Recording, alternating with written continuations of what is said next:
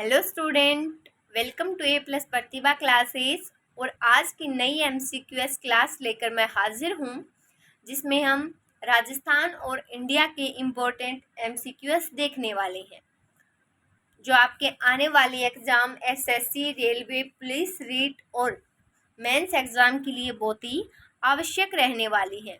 तो बिल्कुल भी समय नहीं गंवाते और सभी इम्पोर्टेंट क्वेश्चन को कवर करते हैं। पहला है, नाबार्ड और इनमें से किस संगठन ने संयुक्त रूप से नीलमपुर जनजाति के लोगों द्वारा तैयार किए गए वन उत्पादों में विपणन हेतु अदावी ब्रांड लॉन्च किया है? तो जन शिक्षण संस्थान। आगे है, विश्व बौद्धिक संपदा संगठन का मुख्यालय कहाँ स्थित है? सही जवाब है जिनेवा। मानव आहार नली का भाग नहीं है, तो वायु कोशिका आहार नली का भाग नहीं है। अगला सवाल है, एंजाइम टाइलिन में क्या पाया जाता है? तो टाइलिन एंजाइम में पाई जाती है लार। अगला है, क्षय रोग किसके कारण होता है? तो जीवाणु। कौन सी बीमारी वायु के माध्यम से नहीं फैलती है? तो हैजा वायु के माध्यम से फैलने वाली बीमारी नहीं है। अगला है, स्वाइन फ्लू किसकी वजह से फैलता है? तो विषाणु। कौन सा रोग विषाणु जनित नहीं होता है? सही जवाब है हैजा। अगला है, 2018 में निपाह संक्रमण प्रकोप कहाँ फैला था? तो सही जवाब रहेगा केरल।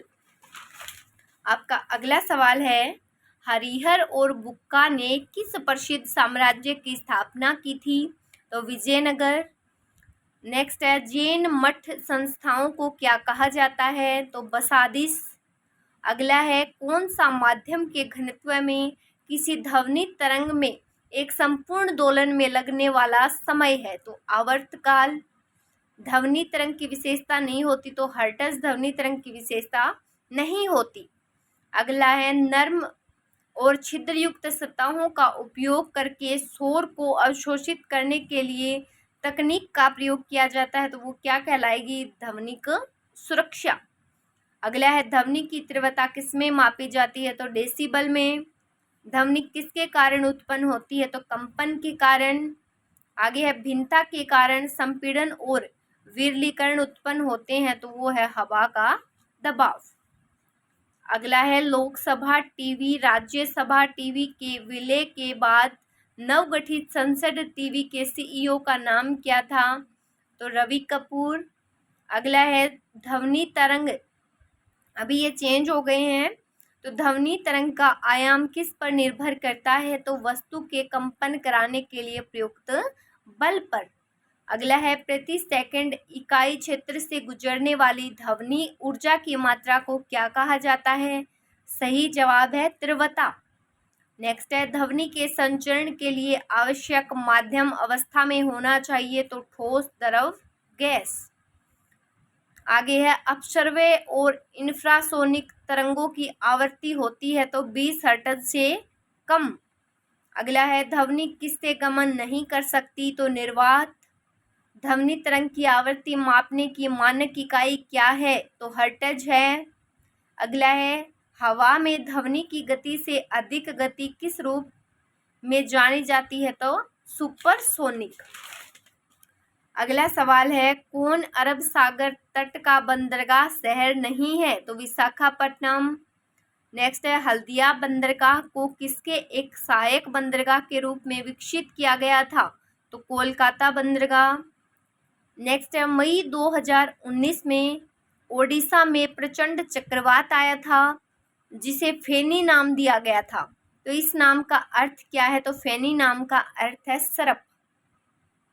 अगला सवाल है, पश्चिम बंगाल में मई 2020 में आए चक्रवात अम्फान का उद्गम स्थान कौन सा था? तो बंगाल की खाड़ी। अगला सवाल है, गर्मियों के मौसम की समाप्ति के समय विशेषकर केरल और कर्नाटक में पूर्वी मानसूनी वर्षा होना अत्यंत आम है और इसे प्राय किस नाम से जाना जाता है? तो आम्र वर्षा। अगला सवाल है, किस मौसम में दोपहर के समय वे शुष्क और गर्म हवाएं चलती हैं जिन्हें लू के नाम से जाना जाता है? तो किस मौसम में चलती हैं? गर्मी के मौसम में।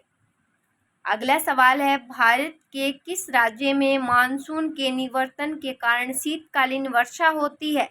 तो सही जवाब है तमिलनाडु। नेक्स्ट है, पोर्टफोलियो सिस्टम किसके द्वारा लागू किया गया? तो लॉर्ड कैनिंग। अगला है, फारसी विद्वान अल-बरूनी अफगानिस्तान और भारत पर हमले के दौरान किस आक्रमणकारी के साथ था? तो महमूद गजनवी। अगला है, भारतीय प्रशासनिक सेवा किसके शासन में प्रारंभ हुई थी? तो लॉर्ड कॉर्नवालिस। नेक्स्ट है, आगरा का लाल किला किस मुगल सम्राट द्वारा बनवाया गया था? तो अकबर।